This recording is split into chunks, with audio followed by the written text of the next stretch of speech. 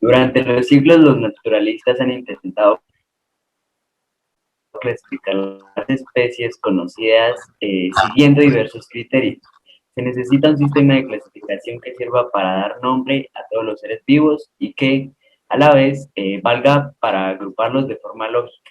La taxonomía nos da las pautas para seguir estos objetivos, clasificando a los seres vivos en especies, que se agrupan en géneros, familias, órdenes, la cual sistemática de clasificación agrupa a todos los seres vivos en 5 grandes reinos.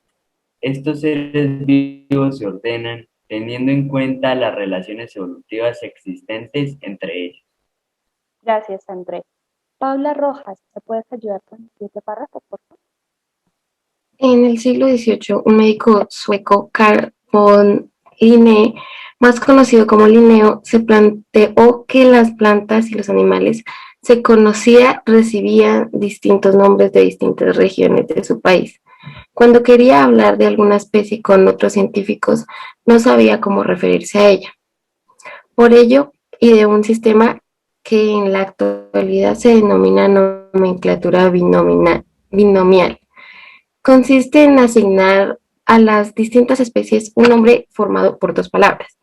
El primer nombre se empieza a escribir con mayúscula y nos informa del género al que pertenece el individuo que se nombra. El segundo nombre se escribe con minúscula y nos informa de alguna característica del propio individuo. Estos dos nombres se resaltan del resto de las palabras porque tienen una estructura latina, a la que se suelen escribir en letra cursiva o subrayadas. Por ejemplo, el gorrión lo nombramos como Passer domesticus, el pulpo como Octopus vulgaris o el pino canario como Pinus canarensis. Cuando un investigador descubre una especie que no ha sido clasificada con anterioridad, tiene el honor de ponerle el nombre. Gracias, Paula. Gabriela, por favor, ayúdame con los siguientes dos párrafos. Los sistemas de clasificación se basan en las relaciones evolutivas entre organismos. Esto es, en su filogenia, los árboles filogenéticos representan hipótesis sobre las relaciones a nivel evolutivo entre un grupo de organismos. Es posible construir un árbol filogénico que tiene las características morfológicas, conductuales, bioquímicas o moleculares, genes o proteínas de las especies y otra clase de grupos.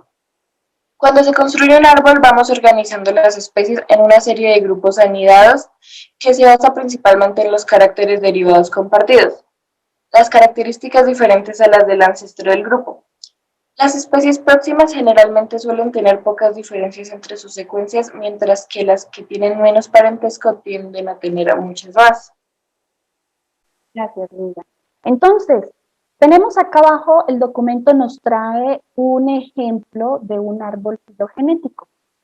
Entonces, en este árbol filogenético, hipotéticamente, se ve las relaciones que se presentan entre la especie A, la especie B y la especie C y D. ¿Listo? Entonces, un árbol, digamos que estrictamente esto no se ve como un árbol, ¿cierto? Pero los nombran árboles filogenéticos porque, digamos, tienen ramas y yo puedo ver cómo se organizan y cómo están relacionados con sus parientes ancestrales más recientes que tengan en común. Por ejemplo, si nosotros vemos este árbol, de este punto parte la bifurcación, ¿cierto? Nosotros vemos que aquí se diferencian entre estas dos ramas, ¿cierto? Esto sería una rama, esto sería otra, esto otra rama, ¿cierto? De acá podemos encontrar al ancestro común de todas estas especies. ¿Listo? Se bifurcaron acá porque hay características morfológicas o fisiológicas o bioquímicas que hacen diferente a la especie E de las diferentes otras especies, de la especie A, B, C y D.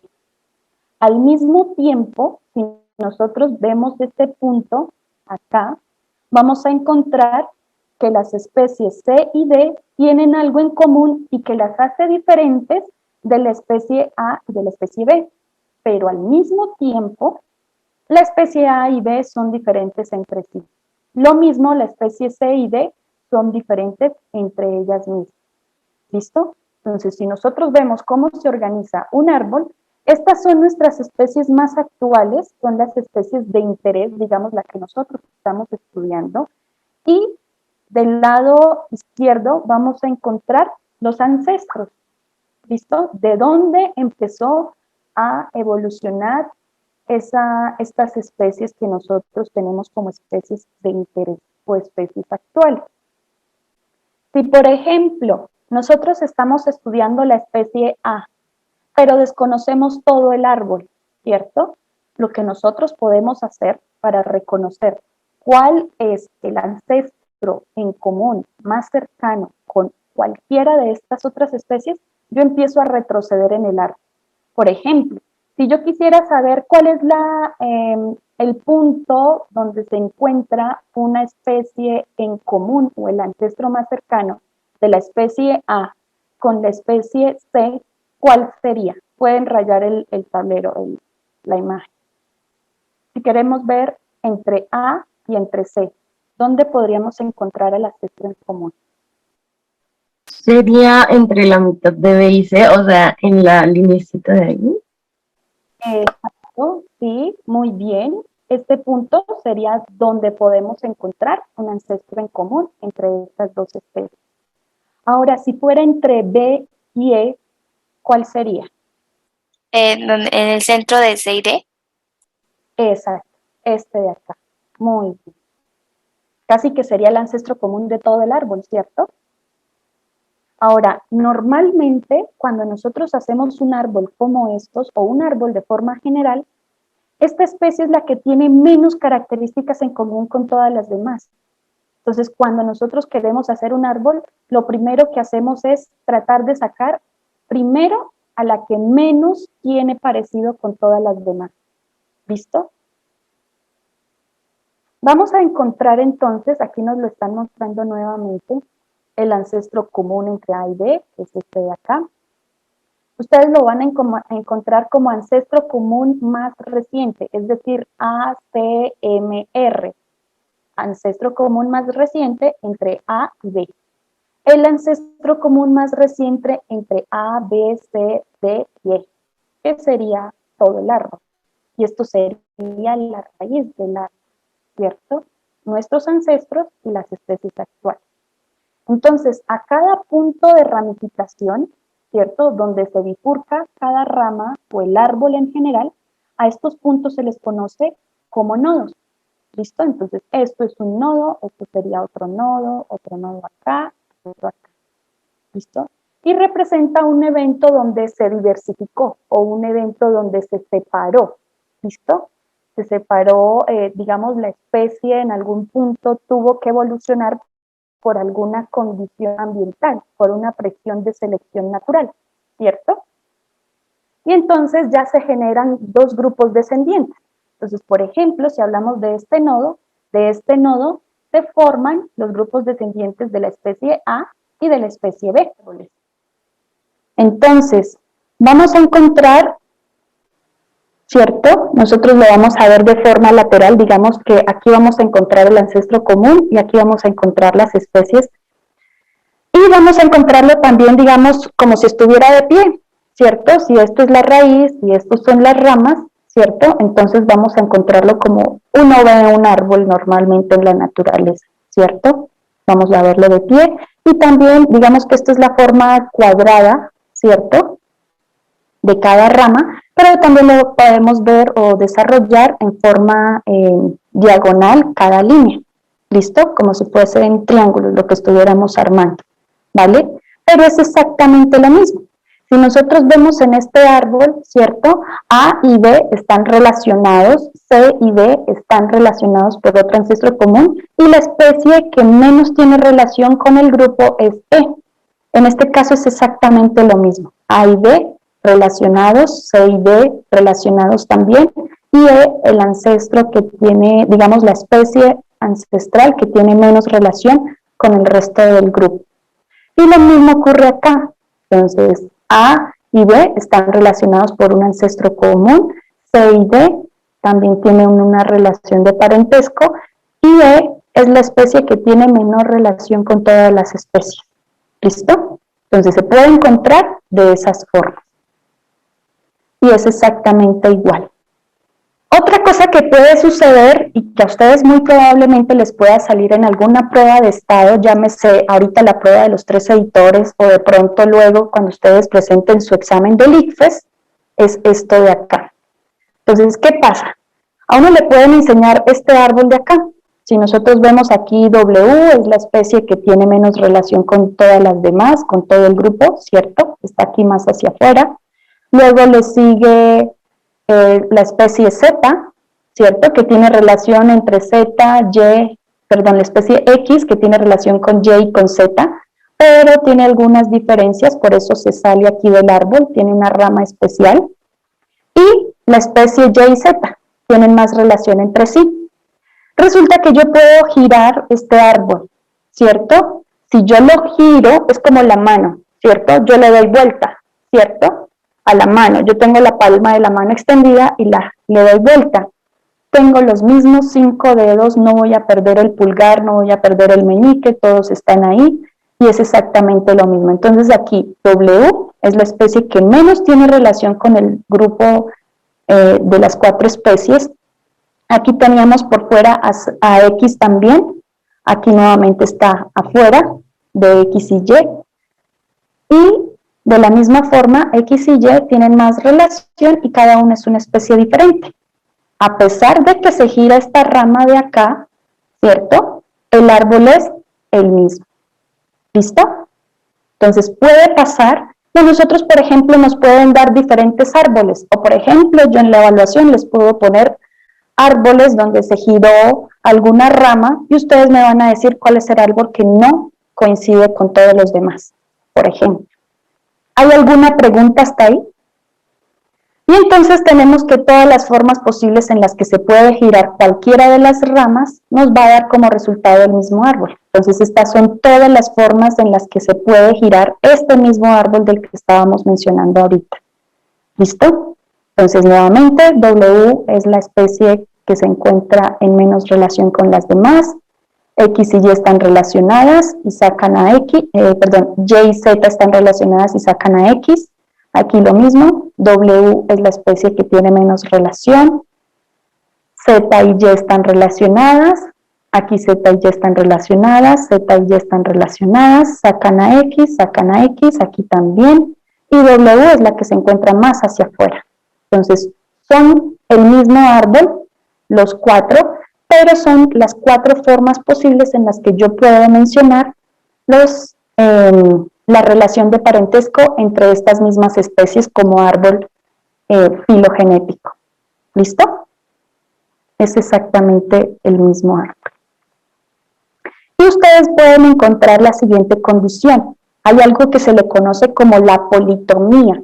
Cuando hablamos de politomía, quiere decir que no hay suficientes datos de la especie, es decir, no conocemos bien cómo es en su comportamiento o en su morfología o en alguna característica que nos permita separar diferentes especies. Por eso en esta condición tenemos a 3 especies, ¿cierto?, que no las podemos separar, ¿cierto?, porque no hay suficientes condiciones para decir cuál es más diferente, qué hace de diferente la especie P en relación a Q y a R, ¿cierto? Por eso están las 3. Normalmente nosotros en cada rama, hasta donde llega la especie, sostenemos 2 especies, pero en este caso se sostienen 3 o más de 3. Entonces no hay suficiente información para determinar en qué orden se puede ramificar o cómo podemos separar a cualquiera de estas 3. ¿Listo? Y eso se puede encontrar. A esto se le conoce como politomía. Entonces, por ejemplo, este de acá, este insecto, ¿cierto?, se caracteriza por tener antenas, ¿verdad? Tiene el ojo compuesto, Estas son maxilas y mandíbulas que se encuentran acá, digamos que es la forma como el animal sujeta al alimento del que se está nutriendo, ¿cierto? Pueden ser hojas, como pueden ser bichitos más pequeños.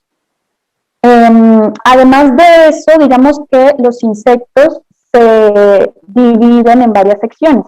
En la sección de la cabeza encontramos antenas, ojo, la parte oral, por donde se alimentan. Aquí tienen maxilas y tienen mandíbulas también.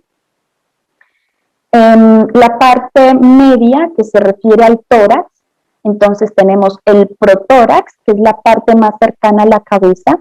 Luego le sigue el mesotórax, que es una parte de acá. Si ustedes alguna vez, sin querer de pronto, han aplastado algún insecto, ustedes se dan cuenta que es un poco crocante, ¿cierto? Ellos hacen como un crunch cuando uno los aplasta. Ese crunch se refiere a una cubierta que ellos tienen, ¿cierto? Esta parte del protórax y del mesotórax tiene una protección como si fuera una herradura, ¿cierto? Como la que nosotros vemos, algún chaleco que les protege, ¿cierto? En este caso, en ellos es el protórax y el mesotórax. Por eso se ve como si fuera una unidad completa todo este pedacito. Entonces, protórax, mesotórax, que es la parte que le continúa, y al final, hasta la parte media, se encuentra el metatórax. De aquí se desprenden las diferentes patas del animal. ¿Listo? Y luego le sigue el abdomen. En el abdomen sencillamente es la parte blanda. Ahí podemos encontrar, por ejemplo, en este órgano. Recordemos que su proceso de respiración en ellos es diferente al nuestro. Y también el aparato reproductor, el cerco. Entonces, de la parte media se va a y el ala que le sigue o que le continúa es el ala posterior, ¿vale? Como son insectos, digamos, los insectos son invertebrados y además porque sus patas son articuladas, es decir, tienen articulaciones. La primera articulación de la pata es esta, que se llama fémur, luego le sigue la tibia, y al final vamos a tener como una especie de tarsos, ¿listo? De secciones más pequeñitas y al final una pequeña uña. No sé si ustedes han intentado coger los cucarrones o los mallitos. Si en algún momento los quieren levantar, de pronto a veces ellos están boca arriba y se están asfixiando. Cuando los vayan a coger, ustedes van a sentir que los rasguñan. Ellos rasguñan la palma de la mano o con las patitas lo rasguñan a uno. Precisamente es porque tienen una uñita al final de cada tarso. Entonces, una uña acá, en cada una de las patas. ¿Listo? Y en total son 3 pares de patas. Entonces, vamos a tener esta de aquí, que es la pata de la parte media, la pata que sale o se proyecta del protórax y la pata al final, que corresponde a la sección del metatórax. ¿Listo? Estos son como una especie de pelitos, por decirlo así. ¿Listo? Aquí también alcanzamos a ver otra uñita pequeña. ¿Listo? Entonces eso les sirve de agarre al animal. Recuerden que son insectos, ellos se agarran de los troncos, ¿cierto? Van caminando o pueden volar. Tienen cualquier forma de desplazamiento. No tienen problema con eso. Ahora, con ayuda de esto, ustedes van a desarrollar un árbol filogenético con estas especies de acá. ¿Listo? Yo lo voy a hacer un poquito más pequeñito. Entonces, son especies que ustedes ya conocen, de pronto especies que ustedes han visto por películas, especies que es raro encontrarse en campo, digamos, porque cuando uno intenta estudiar los insectos, es fácil detectarlos, pero cuando no es nuestro interés, nosotros pasamos por el lado y ni nos damos cuenta de que eso existía. ¿Listo? Entonces tenemos de este lado. ¿Conocen a este insecto de acá? ¿Alguien sabe cómo se llama? ¿Sí, Paula? Creo que es la libélula. Muy bien. ¿Esta de acá? Mantis religiosa. Yo sé que todos lo conocimos bueno, ¿cómo se le conoce, no? Porque el nombre es una mariposa, ¿listo? No sé si yo los estoy viendo como... Este de acá es un grillo, ¿listo? Este de acá es un grillito, y este es un familiar, digamos, que es una especie que se reconoce mucho dentro de los coleópteros, diferentes tipos de características.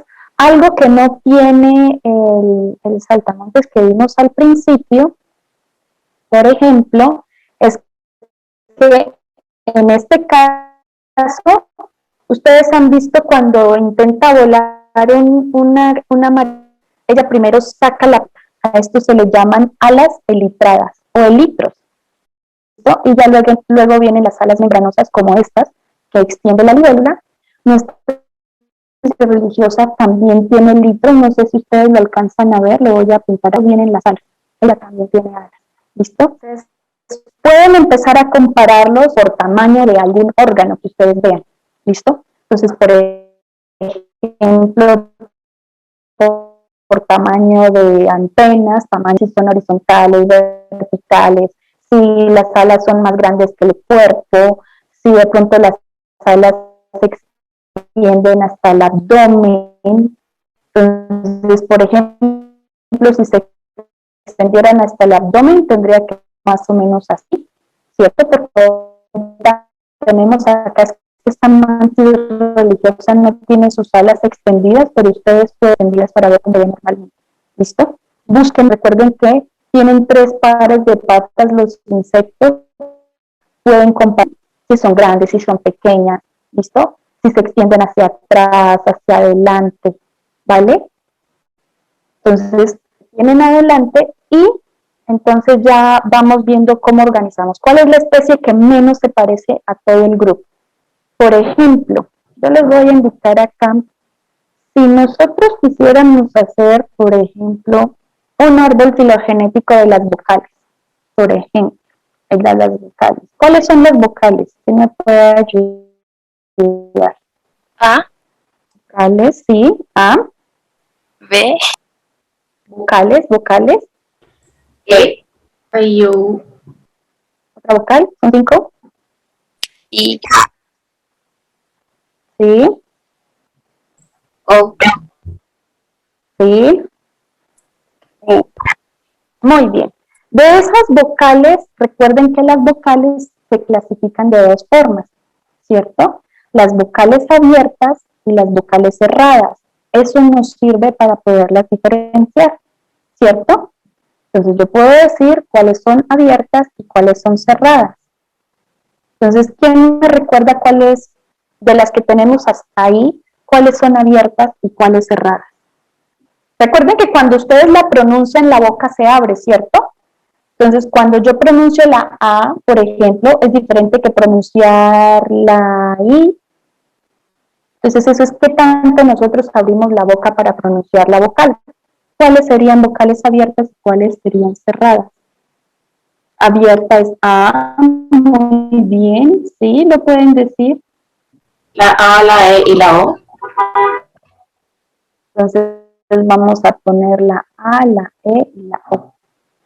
A ver, bueno, creo que este árbol lo tomé del documento, pero le hace falta una pequeña modificación. Entonces, la A, ¿cierto? La E y la O. La O, ¿cierto? Esas son las vocales que nosotros tenemos acá. Vocales abiertas. Entonces, si nosotros pudiéramos, ¿cierto? Nosotros podemos indicar acá que el ancestro común son vocales abiertas. Entonces, yo coloco acá. Vocales abiertas. Y ese sería el ancestro común de A, de E, de O, ¿verdad? Ahora me queda la I y me queda la U, ¿cierto? Entonces tenemos que borrar esta partecita, tenemos que borrar esta línea de acá.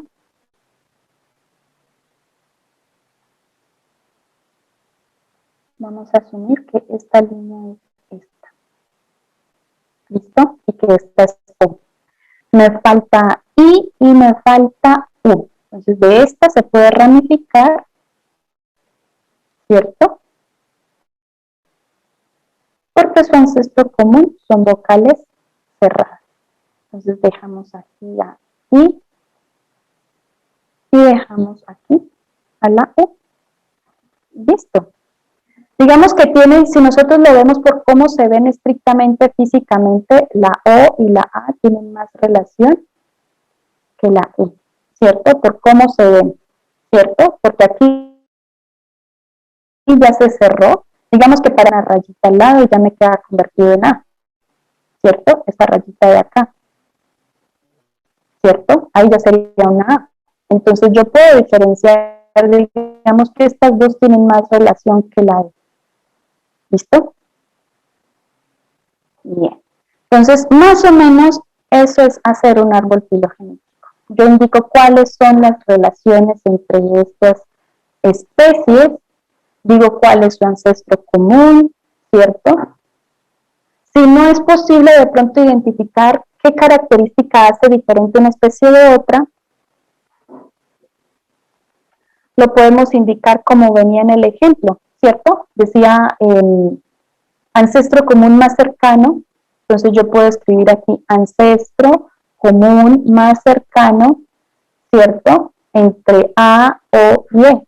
Y el ancestro común más cercano entre I y la U. Exacto, muy bien. Entonces podemos dejarlo así, muy bien, Laura. Entonces podemos dejar acá, para que el texto sea un poquito menor, aquí el ancestro común de todo el árbol es las vocales, ¿cierto? Y aquí sencillamente yo dejo que esas vocales sean abiertas o que sean cerradas. Quito la palabra vocales y entonces ahí ya me queda el árbol con un poquito de texto más reducido, ¿cierto? Y aquí entonces árbol filogenético. Formas que ya vimos, de las diferentes tres formas que hay. ¿Hay alguna pregunta en relación a cómo se hace el árbol? Saquemos a la especie que menos tiene relación física con las demás. ¿Listo? Ustedes tienen un soplete enorme en el documento que son las estructuras que conforman a cada insecto de los que están ahí.